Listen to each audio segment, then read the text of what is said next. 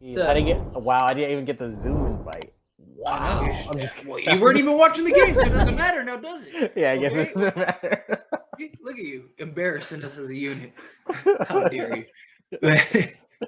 But David, let's move on to Vanderbilt, because we got the game starting in 45 minutes. So let's get through our segments. That way, everyone can go enjoy the game. I know you and I want to enjoy the game as well. But Vanderbilt. So Vanderbilt, he's the guy that his impact, and I mean, a lot of people saw it in the Warriors game. His impact is ridiculous. I mean, his first 4 minutes, he did probably in 4 minutes that what like 90% of the guys we all traded away did the entire time they were Lakers. Literally, he's that impactful. The thing is, though, is a lot of his impact is not going to show up on the box score. Yeah. Like, he's not a guy that's going to go get you 20 a night, right?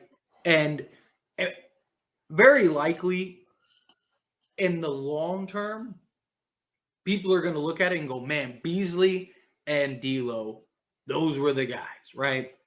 And again, we'll touch on Beasley here soon, but primarily because of offense. We live in a very offense-driven world now, right? Yeah. Most people, they like to see the offense. They want to see the offense. They want to see the scoring. They want to see the highlights. They want to see that stuff, right?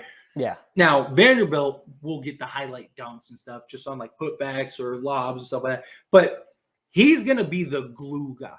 Yeah. He's going to be the guy that is just everywhere, does everything well. Monster. If that guy develops a shot, he's going to be terrifying. That dude is going to be terrifying. Because, I mean, and we already saw his ability to knock down the mid-range. He had a nice little mid-range jumper. His ability to just go from rebound to bucket. Yeah. That was huge, right?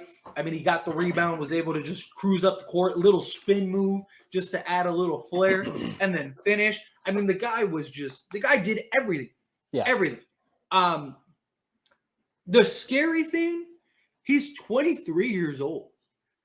So we could have him for the next 10 years, and he's still in his prime. Too. Like he's he's solid. He's got good size, 6'8", 6'9".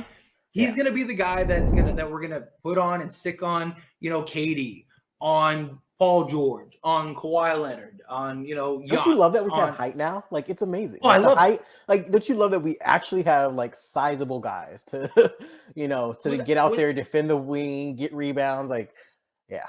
Oh, without a doubt, it's nice. It's nice to just see sizable guys out there. To see, like, even the 3-guard lineups, right? So many people I saw complain, why is Ham playing the 3-guard lineups? There is a huge difference between starting 3 6-foot point guards and playing 3 6'5" shooting guards that can all shoot, that can all spread the floor, and you got Vanderbilt and AD down low. That's good. That's what you want. Yeah. You have 2 defensive juggernauts. You have 2 great rebounders. And then you have 3 really good shooters that can all do multiple things. Like, all of that stuff is huge. There is a big, big difference between Patrick Beverley, absolutely, Kendrick Nunn, and Dennis Schroeder, or Russell Westbrook, Patrick Beverley. Like, there is a big difference when none of those guys can shoot really. None of those guys can size up against bigger guys, right? Than it is when you have, D'Lo, Austin Reeves, and, Troy Brown, or D'Lo, Austin Reeves, and Vanderbilt, or Schroeder, D'Lo, and Reeves. Like, all 3 of those guys can shoot. All 3 of those guys do different things. All 3 of those guys can play defense. All 3 of those guys can operate and just create. Like, it's just so it's not the same. It's not even close to the same. Well, yeah, it's not even. No, go ahead. I was just going to say, it's not even comparing apples to oranges. It's comparing apples to cars. Like, it's not the same thing. It's not in the same realm. So that's a big difference as well. But what were you going to say? No, but like you said, that's what happened before when like Ham was trying to go these 4-guard lineups. Like Mr. Ham, what are you doing? We have 4 guards that like shouldn't be on the court together, for one, all at the same time, and for 2. Like you said, they're not shooters, and C, they don't have the overall fundamental skill set. The reason you can run this, I think, this 3-guard lineup is because everybody's fairly like well-rounded, right? Even though they have their strong points, they're still like well-rounded. You have Reeves for certain things. You have Reeves for playmaking. Reeves sometimes plays like a point guard. Like, you know what I mean? Like, I mean, we're using him as our point guard. Okay, that's what I'm saying. So you have Reeves for the playmaking. You have D'Lo for the scoring. You know what I mean? So it's just like, and you have Schroeder just for the energy and the intensive, defense. So like, my thing is like with this 3-guard lineup, I don't mind it. Like, yeah, it's a little small, but the thing is, everybody can kind of balance off of each other. And I'll tell you one thing with Vanderbilt, how I would sum him up is like, literally in like one sentence, is like they're at the right place at the right time. Like he's always wherever he is on the court, he positions himself like at like in the right position, right, to get the rebound or whatever. Like he's one of those guys. You know who reminds me of? Not necessarily play style wise, but kind of just impactful wise, kind of like an Iguodala. No, obviously he's not to that level of Iguodala, not in my like opinion or anything. But if he can get a shot, you know what I mean? Like it would be dangerous. It would be dangerous. He reminds me of like an Iguodala type player, like to have an impact where it's like, yeah, obviously he's not the number 1 or 2 guy, but you need him to win games. You know what I mean? Yeah. I mean, big body to get the rebounds too. He's a really good defender. He's got a good nose for the ball. He's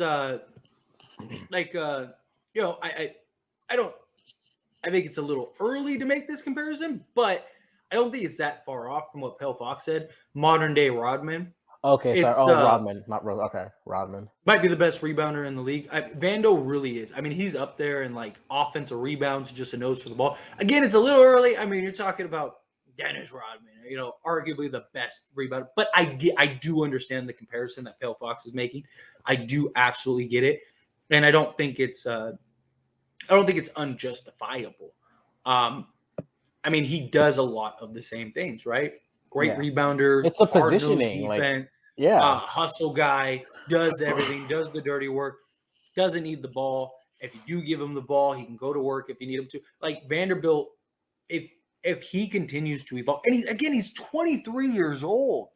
I mean, he's young enough to have gotten drafted this past season. I mean, there are literally people that were drafted in this year's draft that are the same age as him. Yeah. So that in and of itself is massive. And people see his impact too, because even on the poll for this channel, when I was asking like what their most impactful player or what their favorite player, like their favorite new trade was, I need to put Vanderbilt on the list, but I regret not doing that because like everybody commented, everyone's like Vanderbilt. So like I think people see his value too. Like I hope he gets a lot of playtime, like a lot of playtime. Oh, I think he will. And yeah, Pale, like I said, Pale, I'm with you. I completely understand the comparison. And Vanderbilt is better, more refined than Roddman was at 23. I agree. Like I said, I completely get your comparison.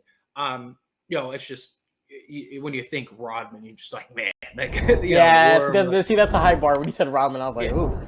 But no, I do get the idea. I do get the comparisons in that regard. But Vanderbilt, again, he's a guy. Him and AD are going to be able to cover so much ground defensively. I mean, you saw it in the Laker game, dude. He was at 5 places at once. Like literally, he had a sequence of the exact same sequence I said about a Utah game. He had that sequence in the Laker game where he's like he's over here, he's guarding this guy. That guy, the ball moves over here. He switches to the middle, blocks off the passing lane, gets back over here, blocks comes back over here, knocks it. Like he's just you're just like, dude, this guy is really like, this guy is just incredible. Yeah. Like imagine him and Christie on the court at the same time. Once like Christie gets like more like gets a little bit more size to him, like imagine. Once Christie gets his grown man body and Christie develops into like a more consistent just scorer and shooter, which I mean he's been pretty good in general, but being able to just create more. Yeah. Dude, him, Vanderbilt, if we keep AD, like all of it, like it doesn't matter. Like you're not scoring on the team. Like they're gonna be very good defensively. And that's what it's just nice to have defensive players and defensive guys that can do multiple things. And you look at this new team and you just look and it's refreshing. It gives you this sign of like it's going to be okay, right? It's like the house is on fire. You're just like, no, like everything I have is burning down. Like, what is going on? Like, I can't. I just lost everything. Blah blah blah. And then some guy walks up and goes,